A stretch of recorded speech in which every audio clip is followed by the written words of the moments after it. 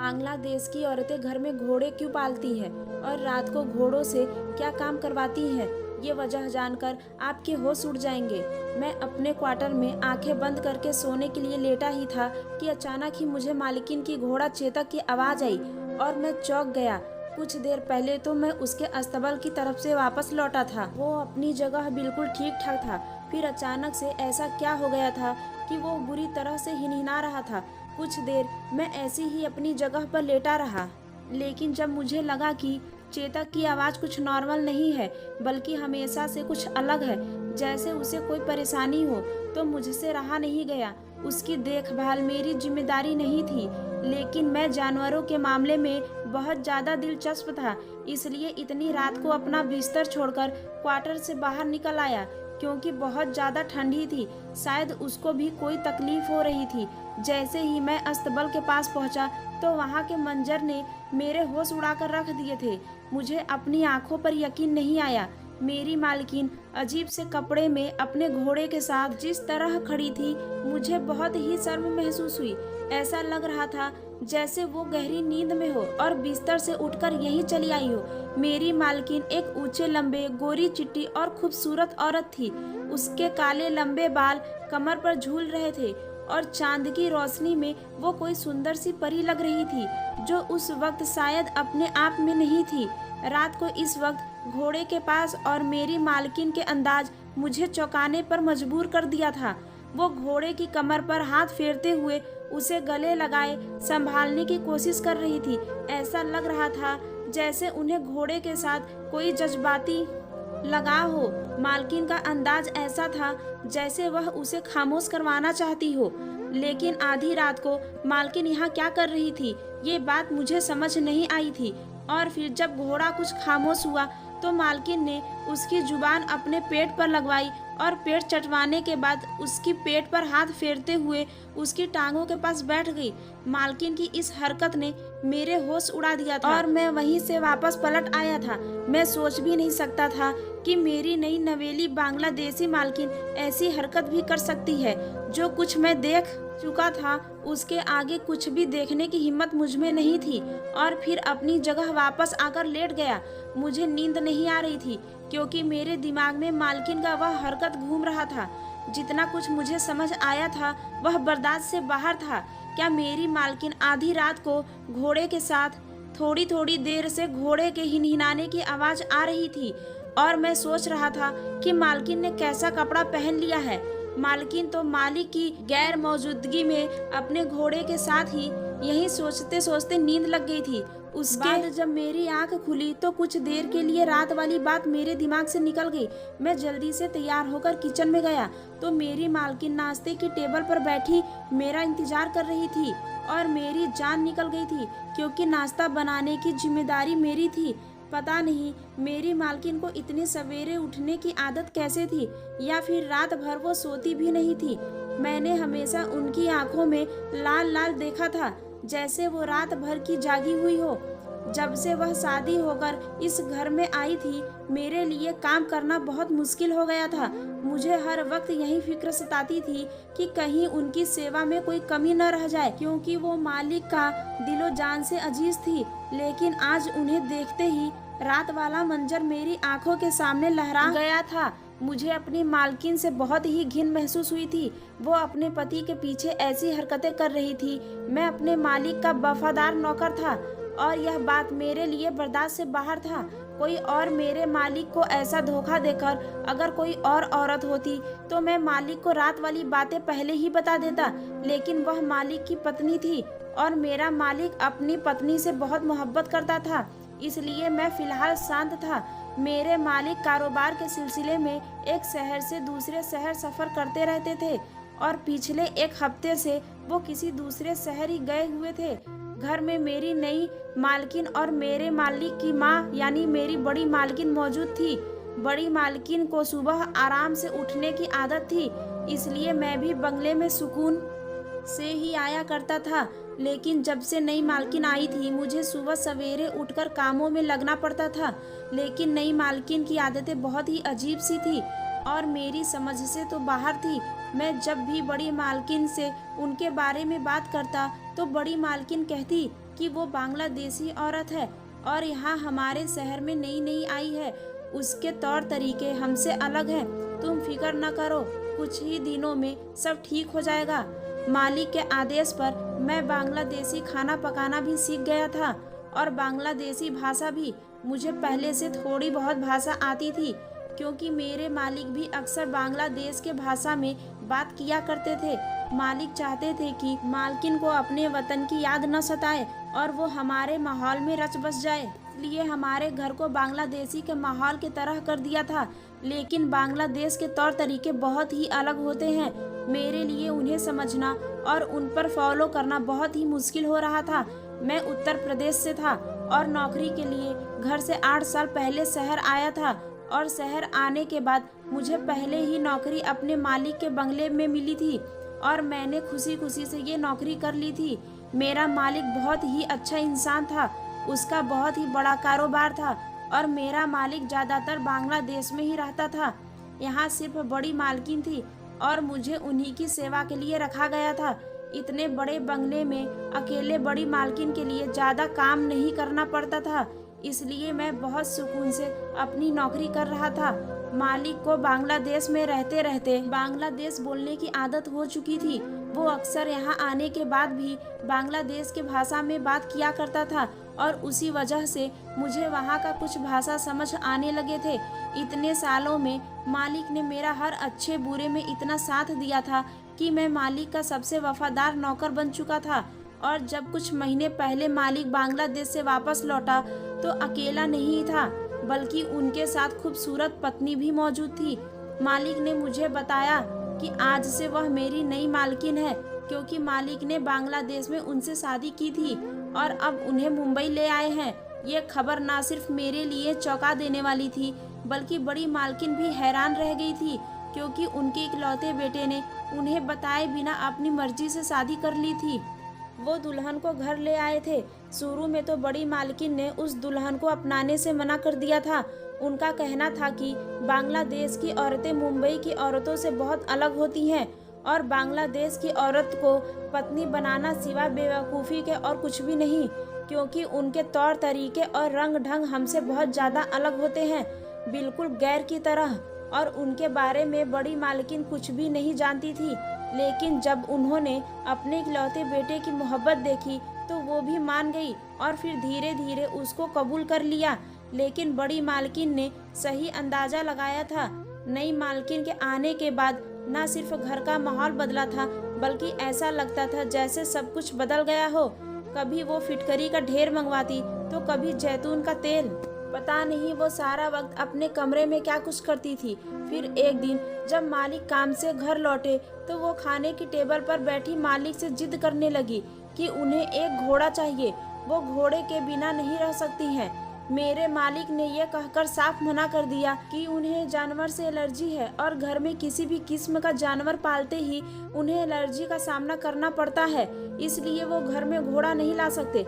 अगर मालिकिन को इतना ही शौक है तो वो कभी कभी उनके दोस्तों के घोड़ों से दिल बहला सकती है। मालिक की बात सुनकर मालकिन रोने लगी और रोते रोते टूटी फूटी शब्दों में कहने लगी कि आपको क्या पता, हम बांग्लादेश की औरतें घोड़ों के बिना गुजारा नहीं कर सकती हैं। वैसे भी आप तो हफ्ता भर घर से बाहर रहते हैं, आपको घोड़े से क्या एलर्जी होगी। मैं उसकी देखभाल खुद करूंगी और ख्याल भी रखूंगी, लेकिन मुझे हर हाल में घोड़ा चाहिए। उस दिन मुझे पता चला कि मेरी मालकिन को अच्छी खासी हिंदी भी आती है।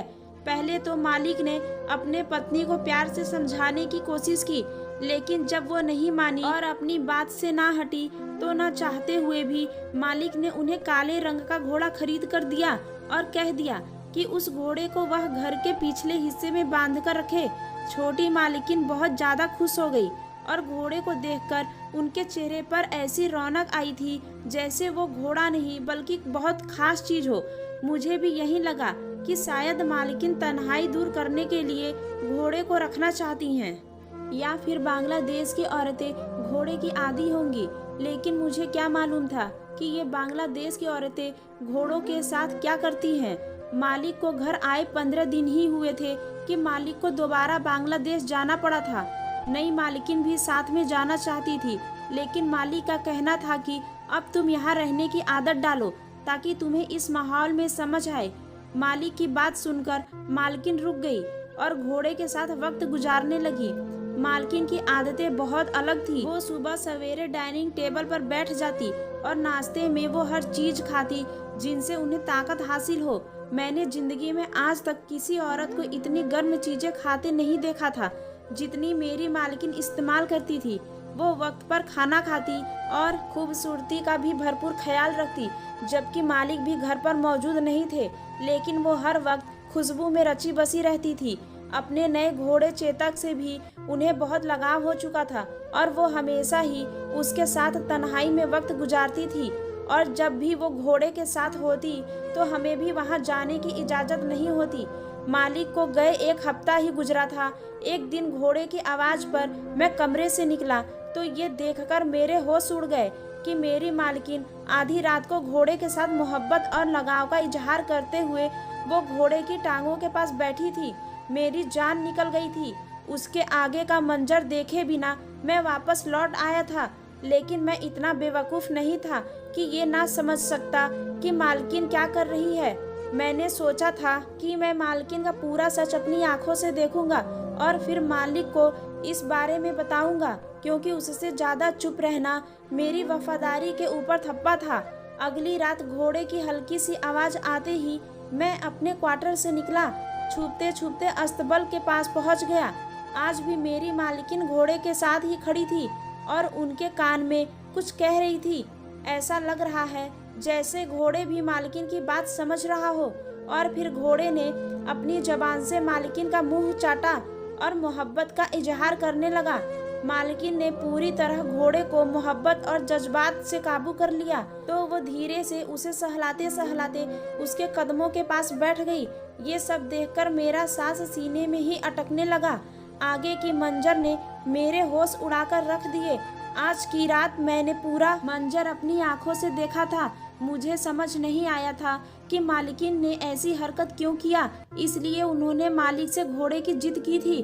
बड़ी मालकिन ने ठीक ही कहा था कि बांग्लादेश की औरतों के बारे में कुछ नहीं कहा जा सकता कि वो मुंबई औरतों जैसी नहीं होती। और आज बड़ी मालकिन की बात का मतलब मुझे सही से समझ आया था। मेरी मालकिन ने जो कुछ किया था वैसा मैंने आज तक नहीं देखा था, इसलिए मैं खामोशी से पूरा मंजर देखने के बाद वापस अपने क्वार्टर में आया था और सोच रहा था कि मुझे इस बारे में बात करनी चाहिए या नहीं। मालिक को वापस आने में अभी हफ्ता बाकी था और यह 1 हफ्ता मैं अपनी नई मालकिन की हरकतें को देखना चाहता था। अगली रात मेरी मालकिन जब आधी रात तक घोड़े के साथ वक्त गुजारकर अपने कमरे में वापस लौटी तो उस वक्त मैं अपने क्वार्टर में वापस जाने के बजाय दबे पांव मालकिन के कमरे तक पहुंच गया और खिड़की से अंदर का मंजर देखा तो मैं ये देखकर बहुत हैरान हुआ, क्योंकि मालकिन ने तो कमरे में जाकर उससे भी अनोखी हरकत की थी। मेरी नई मालकिन कुछ ऐसा कर रही थी जो सही नहीं था, तभी उसे आधी रात को सहारा लेना पड़ रहा था और अपने घोड़े के साथ उनका रिश्ता मेरे लिए खामोश रहना पॉसिबल नहीं था। मैंने उस घर का नमक खाया था, इसलिए मैं सुबह होते ही सीधा बड़ी मालकिन की सेवा में हाजिर हो गया और उन्हें नई मालकिन के बारे में सब कुछ बता दिया। मेरी बात सुनकर बड़ी मालकिन कहने लगी कि मैं क्या कर सकती हूँ, मेरे बच्चे ने अपनी मर्जी से शादी की है। अगर मैं उसके खिलाफ अपने बेटे से कुछ भी कहूँगी तो वो कभी भी भरोसा नहीं करेगा। वैसे भी इतने दिनों में मुझे अंदाजा हो गया है कि वो कोई सीधी सादी लड़की नहीं है। उसने तुम्हारे मालिक की दौलत को देखकर उससे शादी की है और वो आज नहीं तो कल तुम्हारे मालिक को छोड़कर जाएगी। बड़ी मालकिन की बातों ने मुझे और भी परेशान कर दिया था। वो नई मालकिन को रोकने का कोई इरादा नहीं रखती थी।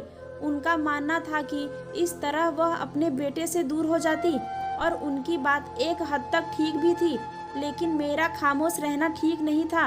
इसलिए मैं हर गुजरते दिन के साथ मालिक की वापसी का इंतजार करने लगा। हर रात मैं बहुत ही बेचैनी से मालिक की वापसी का इंतजार कर रहा था, क्योंकि घोड़े की आवाज़ मेरे कानों में आती और मैं जान जाता कि मालकिन क्या कर रही है। पता नहीं मेरी मालकिन कैसी औरत थी, या शायद बांग्लादेश की औरतें ऐसा ही करती हैं। पूरा 1 हफ्ता गुजरने के बाद जब मालिक वापस आए तो आते ही मालकिन को गले से लगाया और अपनी मोहब्बत का इजहार करने लगे। मैं जो पीछे खड़ा था सोचने लगा कि पता नहीं मुझे मालिक से यह बात करनी चाहिए या नहीं। अगर मालिक मेरी बात का यकीन ना करते तो मेरी 8 साल पुरानी नौकरी को खतरा हो सकता था, और अगर उनकी पत्नी अपने किए का इकरार नहीं करती तो मेरा क्या होता। मैं किस तरह मालिक के सामने खुद को सही साबित करता, और उनकी पत्नी क्यों इस बात का इकरार करेगी कि उनकी गैर मौजूदगी में आधी रात को घोड़े के साथ क्या कर रही है। जब मेरा मालिक आराम करने के बाद कमरे से बाहर निकला और मुझे अपने पास बुलाकर घर के बारे में बात करने लगे जैसे कि वो हमेशा करते थे, तब मुझे यह मौका सही लगा कि मैं मालिक को मालकिन की हकीकत बता दूं। मालिक मुझ पर भरोसा करते या ना करते, मेरा नमक हलाल हो जाता। यही सब सोचा और फिर मैंने मालिक को बता दिया कि रात के अंधेरे में मालकिन किस हालत में घोड़े के पास आया करती थी। मेरी बात सुनकर मालिक बेयकीनी से मेरी तरफ देखते हुए कहने लगे, ये कैसे मुमकिन है। सीमा को घोड़ों से बहुत मोहब्बत है, लेकिन उसका ये मतलब नहीं है कि वो कोई ऐसी हरकत करे, और भला ऐसा करके उसे क्या हासिल होगा। वो तो मुझसे बहुत मोहब्बत करती है और हमारी जिंदगी में किसी चीज़ की कोई कमी नहीं। मैंने मालिक के आगे सर झुकाया और कहा कि मेरा काम आपसे वफादारी था। बाकी मालकिन क्या करती हैं और क्यों करती हैं, ना ही ये जानना मेरा मसला है और ना ही मुझे इस बात से लगाव। लेकिन मुझे डर है कि कहीं मेरा मुंह बंद रखना आपको नुकसान न पहुंचा दे, क्योंकि जो कुछ मालकिन कर रही है उससे आपको नुकसान हो सकता है। मेरी बात सुनकर मालिक शांत हो गए और उन्होंने अपनी पत्नी को बुलाया और कहा कि मैं आज रात दूसरे शहर जा रहा हूँ और एक बार फिर तुम्हें अकेले रहना होगा। मैं अपने मालिक को बहुत अच्छी तरह जानता था, इसलिए उनका बात सुनकर मैं समझ गया कि वो सब कुछ अपनी आंखों से देखना चाहते हैं। मालिक की बात सुनकर मालिकिन थोड़ी देर खामोश रही और फिर कहने लगी कि जल्दी आइएगा। मालिक खामोशी से रात का अंधेरा होने से पहले ही घर से निकल गए और पीछे से घूमकर मेरे क्वार्टर में पहुंच गए। जब मैं रात को अपने कमरे में पहुंचा तो मालिक को देखकर हैरान रह गया। फिर रात को जैसे ही घोड़े की हिनहिनाने की आवाज़ आई तो मालिक कमरे से निकल गए और अस्तबल तक पहुंच गए। उन्होंने खुद अपनी आंखों से मालकिन को घोड़े की टांगों के करीब बैठे देख लिया था। मालिक को तो यकीन ही नहीं आ रहा था कि उनकी पत्नी ऐसा भी कुछ कर सकती है। मालिक फौरन मालकिन के पास पहुंच गए। उनको देखकर मालकिन के चेहरे का रंग उड़ गया और जब मालिक ने गुस्से में मालकिन से सवाल जवाब शुरू किए तो उनकी बोलती बंद हो गई। मालिक का गुस्सा हद से बढ़ा तो मालकिन रोने लगी और फिर मालिकिन एक ऐसी सच्चाई बताई जिसे सुनकर मैं और मालिक दोनों ही हैरान रह गए। मालकिन ने रोते हुए बताया कि जब वो शादी करके मालिक के साथ इस घर में आई तो सब कुछ उनके लिए नया था। उन्हें यहाँ के रस्मों रिवाज की कुछ खबर नहीं थी और ना ही इस देश की आदत। वो बहुत ज़्यादा परेशान थी और ऐसे मालिक भी उन्हें छोड़कर कारोबार के सिलसिले में दूसरे देश जाने वाले थे कि तभी उन्हें मालिक की मम्मी यानी बड़ी मालकिन ने अपने कमरे में उन्हें बुला लिया और बड़ी मालकिन ने सीमा मालकिन को बताया कि मालिक के कई लड़कियों के साथ पहले भी रिश्ता रहे हैं और अब भी मालिक जब भी दूसरे देश जाते हैं तो वहाँ भी उनके कई लड़कियों से दोस्ती रहती है। अगर वो मालिक को जल्द से जल्द बच्चे की खुशी दे दे तो उनके बच्चे मालिक के पैरों की जंजीर बन जाएंगे और मालिक कभी भी किसी और की तरफ नहीं जाएगा। ये सुनकर सीमा मालकिन बहुत ज़्यादा परेशान हो गई, क्योंकि वो घर वालों के खिलाफ जाकर मालिक से शादी करके हमारे देश आई थी और अगर ऐसे में मालिक उनके साथ कोई धोखा करते तो वो बेसहारा हो जाती। यही सोचकर जब वो परेशान हुई तो बड़ी मालकिन ने बताया कि अगर किसी घोड़े के साथ प्यार मोहब्बत से रहेगी और उसकी दुम के बालों को काटकर अपने तकिए के नीचे रखा करेगी तो जल्दी ही उनके घर बच्चे हो जाएंगे। सीमा मालकिन बड़ी मालकिन की बातों में आ गई और उन्हें लगा कि इस तरह करने से वह मालिक को काबू में कर लेंगी और मालिक कभी भी उन्हें छोड़ेंगे नहीं। उन्होंने बड़ी मालकिन के कहने में आकर ही मालिक के सामने ये झूठी बात कही थी कि बांग्लादेश की औरतें घोड़ों के बिना नहीं रह सकती। मालिक ने अपनी पत्नी की खुशी की खातिर उन्हें घोड़ा खरीद कर दे दिया और खुद दूसरे शहर चले गए और सीमा मालिकिन अपनी सास की बातों में आकर घोड़े के साथ न सिर्फ वक्त गुजारने लगी बल्कि उसकी दुम के बालों को काट कर अपने तकिए के नीचे भी रखने लगी, जो कि बिल्कुल बेमानी और बेमकसद था। मेरी बड़ी मालकिन ये बात अच्छी तरह जानती थी कि मेरा क्वार्टर अस्तबल के पास ही है और मैं मालिक के मामले में बहुत ज़्यादा वफादार हूँ। मैं जब मालिकिन को कोई ऐसी हरकत करते देखूंगा तो मालिक को जरूर खबर करूंगा। और बड़ी मालकिन खुद को भी मालिक के आगे सीमा मालकिन की शिकायत लगाकर उनको घर से हमेशा के लिए निकाल देंगी। बड़ी मालकिन ने सीमा मालकिन को सीधी तरह तो इस घर से नहीं निकाला, इसलिए उन्होंने ये अजीब सा खेल खेला था और मैं भी उनका शिकार बन गया। अगर मालिक खुद से सच्चाई जानने की कोशिश ना करते तो शायद वो भी मालिकिन को इसी तरह समझते जैसा कि मैं समझ बैठा था। सारा सच पूरी तरह से खुलकर मालिक के सामने आ गया था और मैं भी शर्मिंदगी से मालिक के आगे सर झुका लिया था।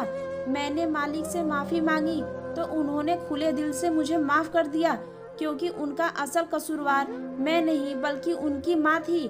बड़ी मालकिन ने खुद अपने मुंह से इस बात का इकरार कर लिया था कि वह बांग्लादेश के औरत को अपनी बहू नहीं बनाना चाहती हैं, बल्कि किसी खानदान की लड़की से मालिक की शादी करवाना चाहती हैं। बड़ी मालकिन को इस बात पर पक्का यकीन था कि बांग्लादेश की औरतें अच्छी नहीं होती हैं, लेकिन फिर भी कुछ ही सालों में सीमा मालकिन ने अपनी मोहब्बत और सेवा से बड़ी मालकिन का दिल जीत लिया था। हर औरत सिर्फ और सिर्फ मोहब्बत की ख्वाहिशमंद होती है और अगर उसे किसी रिश्ते से मोहब्बत मिले तो वो बदले में भी मोहब्बत ही देती है। और ये बात सीमा मालकिन ने सच साबित कर दी थी कि मोहब्बत का ताल्लुक किसी जबान या बहस से नहीं बल्कि दिल से होता है। कहने को तो मैं एक नौकर था, लेकिन वो मुझसे भी बहुत इज्जत से पेश आती थी और उनका घोड़ा आज भी हमारे बंगले में मौजूद है और वह पहले से भी ज़्यादा उससे मोहब्बत करती हैं। क्या आप लोगों को भी लगता है कि बांग्लादेश की औरतें या दूसरे देश की औरतें वफादार और सेवा करने वाली नहीं हो सकती? क्या मोहब्बत का रिश्ता बहस और जबान से है? अगर स्टोरी अच्छी लगे तो प्लीज़ मेरे चैनल को सब्सक्राइब करें।